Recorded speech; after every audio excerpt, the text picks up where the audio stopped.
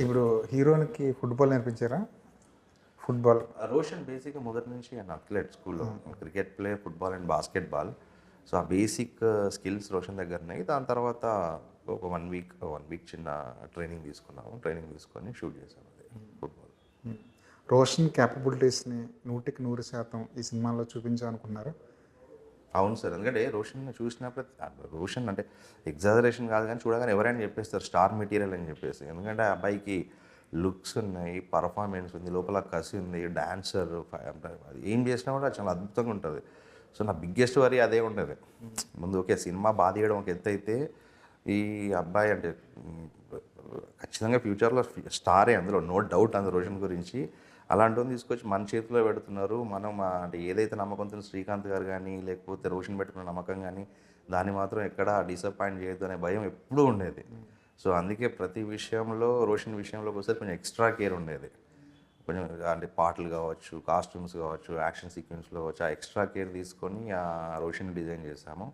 ఈరోజు అవుట్పుట్ చూసినాక అంటే వేరే చిన్న చిన్న ఏమన్నా అసంతృప్తులు ఉండొచ్చు కానీ రోషన్ చూసిన ప్రతి ఒక్కరు స్పెల్ బాగుండు. అంటే ఇంత బాగున్నాడు, ఇంత బాగా చేస్తున్నాడు. ఈవెన్ శ్రీకాంత్ గారు ఫోన్ చేశారు, అంటే మేమే ఎక్స్పెక్ట్ చేయలేదు రోషన్ ఇంత పర్ఫామ్ చేస్తాడు అన్నప్పుడు చాలా హ్యాపీగా అనిపించింది. ఆయన రషెస్ కూడా చూడలేదు శ్రీకాంత్ గారు. శ్రీకాంత్ గారు అసలు ఇన్వాల్వ్ గారు ఆ విషయంలో ఆయన జెంటిల్మన్ గ్రేట్ అని ఒక్కసారి మేము బిగినింగ్లో కథ చెప్పినప్పుడు తప్పించి దాని తర్వాత ఏ రోజు కూడా మధ్యలో ఏం జరుగుతుందమ్మా ఎప్పటి నుంచి స్కెడ్యూల్స్ ఎప్పుడు ఇవి అడగడం తప్పించి ఒక రోజు కూడా షూట్ ఏంటి, రష్ ఏంటి, ఏం జరుగుతుంది, ఎవరు అని చెప్పి ఏ రోజు ఇన్వాల్వ్ సెట్ కూడా రాలేదు. సెట్ కూడా రాదు.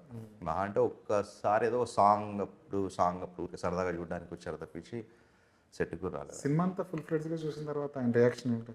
అదే ఆయన ఫోన్ చేసి ఇమీడియట్గా ఆ రోజు అసలు ఇది చాలా మంచి సినిమా, మీరు ఇది మెల్లగా ఎక్కితే జనాలకు అంటే ఫస్ట్ రియాక్షన్ అదే. అంటే రోషన్ ఇంత పర్ఫామ్ చేస్తారని అయితే నేనే ఎక్స్పెక్ట్ చేయలేదు. ఆ విషయంలో వీఆర్ సో హ్యాపీ అని చెప్పేసి అని అన్నప్పుడు చాలా రిలీఫ్ అనిపించింది. ఎందుకంటే దాన్ని మనం ఎప్పుడు వమ్ము చేద్దామనేది మొదటి నుంచి అనుకున్నాం. ఆ విషయంలో హ్యాపీ.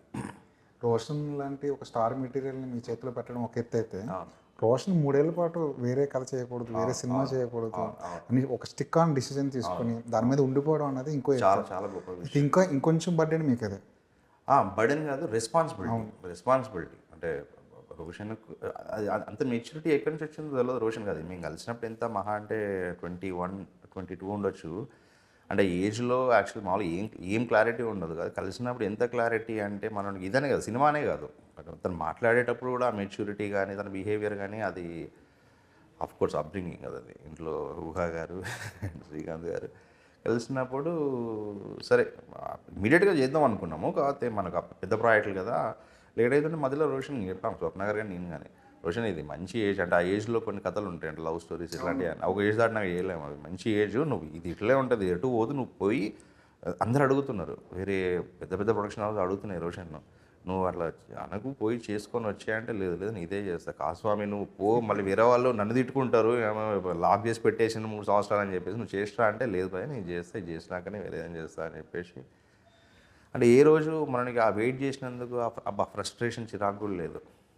ఉంటుంది కదా, ఒక సినిమా చేసి 3 ఏళ్ళు పక్కన అందరూ అడుగుతుంటారు, ఏరా సినిమా అని అడుగుతున్నా కూడా అది మా దగ్గరకు వచ్చి కానీ తన దగ్గర కానీ ఆ ఫ్రస్ట్రేషన్ ఏ రోజు లేదు. ఏదైతే అబ్బాయి అన్నాడో అదే మాట మీద నిలబడ్డాడు. ఈవెన్ సినిమా కోసం కూడా ఆల్మోస్ట్ 12 మంత్స్ షూట్ చేస్తాం. మధ్యలో యాక్షన్ సీక్వెన్స్లో దెబ్బలు కానీ ఏ రోజు కూడా అబ్బా ఎందుకు చేస్తున్నా చేయకపోతే ఇట్లాంటిది ఏం లేదు. దెబ్బలు తగిలాయండి? తగిలినాయండి. యాక్షన్ సీక్వెన్స్లో చేసేటప్పుడు ప్రీ క్లైమాక్స్ ముందు వచ్చే హార్స్ ఎపిసోడ్ ఉంది కదా, అదేం 11 గుర్రాలు. ఒక్క గుర్రం మీదకి వస్తేనే భయం అవుతుంది, బాల్ తీసుకుని దాని లోపల దూరాలి. అంటే అది ఎటు ఏ గుర్రం వచ్చి ఇట్లా తగిలితే కథమే. అది కానీ ఒక గుర్రం వచ్చి కాళ్ళ మీద తొక్కింది అంటే షూ లేవు, కింద ఇసుక ఏదైనా వచ్చి చిన్న స్టాంప్ అయిందంటే కాళ్ళ మీద కాలు పచ్చడి అయిపోతుంది. బట్ అవన్నీ వితౌట్ డూప్ చేసింది. మళ్ళీ ఆ లోపలికి వెళ్ళిపోయామని చాలా రిస్క్ తీసుకున్నాడు. కానీ ఒక్కసారి అది కింద మొత్తం ఇసుక కదా, పరిగెత్తేటప్పుడు చిన్న ఇది బ్యాలెన్స్ మిస్ అయ్యి కాలు చిన్న బెనికి హెయిర్ లైన్ ఫ్రాక్చర్ వచ్చేది. దాని తర్వాత ఒక చిన్న బ్రేక్ తీసుకోవాల్సి వచ్చింది. అది అండ్ క్లైమాక్స్ షూట్ చేసినప్పుడు కూడా చాలా దెబ్బలు, అవన్నీ ఆ పెయిన్ అంతా బేర్ చేసాడు.